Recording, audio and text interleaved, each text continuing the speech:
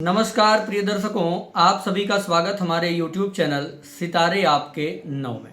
मित्रों, आज हम चर्चा करेंगे कि आपके जन्म कुंडली में चंद्रमा जहां भी बैठे हैं, चंद्रमा से कितने घर दूर सूर्य बैठा है, किस स्थिति में सूर्य है, आज उसी की विवेचना हम करने वाले हैं।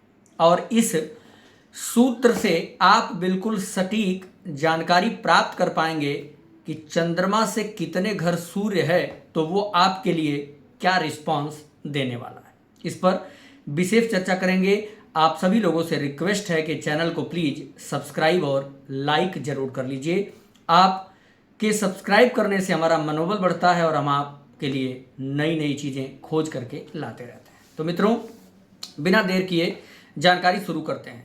सबसे पहले बात कर लेंगे कि अगर जन्म पत्रिका में चंद्रमा और सूर्य एक ही घर में बैठे हो, अर्थात चंद्रमा से प्रथम भाव में सूर्य बैठा हो, तो ऐसा जातक जन्म काल से प्रस्थान कर जाता है, अर्थात अपने जन्म स्थान से दूर रहता है। या तो पैदा होते ही दूर चला जाए, या जब वो कुछ करने लायक होता है तो जन्म स्थान से दूर चला जाता है, परदेश में जाकर के ऐसा जातक बस जाता है। वहीं ऐसे व्यक्ति के जो परिवार के लोग होते हैं, जो कुटुंबी होते हैं, या ऐसे व्यक्ति के जो पड़ोसी होते हैं, वो बड़े कलही स्वभाव के होते हैं, बड़े क्लेश करने वाले रहते हैं। ऐसे लोगों के जीवन में सपोर्ट परिवार का भी नहीं मिलता, आसपास के लोग भी तनावपूर्ण ही जीवन बनाने का प्रयास करते रहते हैं। वहीं अगर दूसरे स्थान में सूर्य हो चंद्रमा से द्वितीय भाव में, तो ऐसा जातक घोड़े हाथी धन संपत्ति वैभव ऐश्वर्य से संपन्न रहता है। वहीं ऐसा जातक समाज में खूब मान सम्मान प्राप्त करता है, धनी जीवन व्यतीत करता है। ऐसे लोगों को निरंतर प्रतिष्ठा में वृद्धि देखने को मिलती है। अगर तीसरे घर में सूर्य हो, चंद्रमा से तृतीय भाव में सूर्य पड़ता हो, तो ऐसा व्यक्ति बहुत धनाढ्य होता है, नगर सेठ हो सकता है, और असरफियों का मालिक, स्वर्ण मुद्राओं का मालिक ऐसा जातक बनता है। पुरुष समूहों के बीच उसका सम्मान होता है। जैसे जब भी 10, 20, 50 लोग कहीं एकत्रित रहेंगे तो ऐसा व्यक्ति उस सभा में जाकर के मान बढ़ाई सम्मान प्राप्त करता है। अगर चंद्रमा से चतुर्थ भाव में सूर्य हो, तब माता का सुख नहीं मिलता है। माता से संबंध खराब हो सकते हैं, माता के स्वास्थ्य में दिक्कत आ सकती है, माता से अलग रहने की स्थिति बन सकती है, या आपको माता को लेकर के निरंतर चिंता का भी सामना करना पड़ सकता है। अगर वहीं पंचम भाव में सूर्य हो तो शत्रुओं को जीतने वाला ऐसा जातक बनता है। ऐसे जातक के जीवन में चाहे कितने भी बड़े शत्रु हों, कितने भी कठोर शत्रु हों, शत्रुओं के ऊपर ऐसा जातक विजय आसानी से प्राप्त कर लेता है।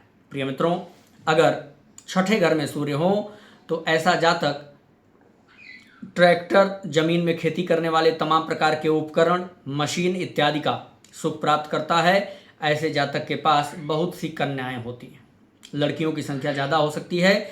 ऐसा जातक परोपकारी स्वभाव का हो सकता है, लोगों के बीच अपना दान धर्म करके एक अलग वर्चस्व स्थापित कर लेता है। अगर चंद्रमा से सातवें घर में सूर्य हो तो जातक की जो पत्नी होगी वो बड़ी रूपवती होती है, सुंदर स्त्री से विवाह होता है, और ऐसे जातक के पास 2 से अधिक पुत्र देखे जाते हैं। ऐसे जातक की जो पत्नी होती है वो पतिव्रता होती है, जिसके जन्म कुंडली में चंद्रमा से सप्तम भाव में सूर्य है।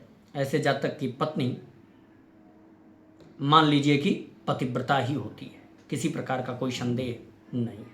प्रिय मित्रों, चंद्रमा से 8वें घर में अगर सिंह या मेष राशि से इतर राशि में सूर्य हो, अर्थात सिंह का ना हो और मेष का ना हो, चंद्रमा से 8वें घर में सूर्य हो, तो वह मनुष्य क्रोधी, कोढ़ी तथा दरिद्र स्वभाव का होता है। ध्यान रखिएगा, अगर सिंह और मेष राशि में है चंद्रमा से 8वें, तब ये सूत्र लागू नहीं होगा। लेकिन अगर सिंह में नहीं है, मेष में नहीं है, चंद्रमा से 8वें घर में सूर्य बैठा है, तो ऐसा जातक दरिद्र होगा, कोढ़ी हो सकता है, बहुत ज़्यादा गिरी हुई हरकत करने वाला हो सकता है, क्रोधी पग पग पे होगा।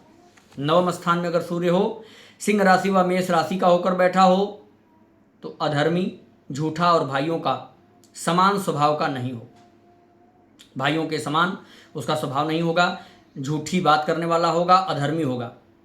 ठीक है। अगर सिंह और मेष राशि के नवम में बैठे हो, चंद्रमा से 10वें स्थान में सूर्य यदि हो तो राज सम्मान और बहुत जानने वाला तथा प्रसिद्ध और अपने कुल खानदान में सरदार होता है ऐसा जाता है। वहीं चंद्रमा से 11वें अगर सूर्य हो तो घोड़ा आदि चौपायों का सुख और धनवान हो, इसमें कोई संदेह नहीं है।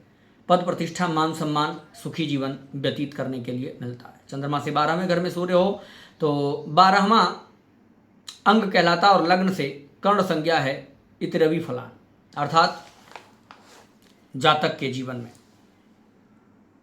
जब भी अपने मान सम्मान की बात आएगी तो ऐसा व्यक्ति हर प्रकार से तन मन धन से अपना मान सम्मान बचाता है, खर्च से कभी नहीं डरता।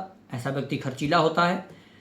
सरकारी लोगों को भी अपने खर्च के प्रभाव से, अपने वर्चस्व से अपने मन में एक स्थान देता है और उनके मन में भी अपना स्थान बना लेता है। ऐसे लोग सरकारी लोगों से अच्छा लाभ ले पाते हैं। तो ये रहे चंद्रमा से 12वें घर तक, 1 से लेकर 12वें घर तक सूर्य का फल। आप भी अपने कुंडली में देखिए और महसूस करिए। नमस्कार।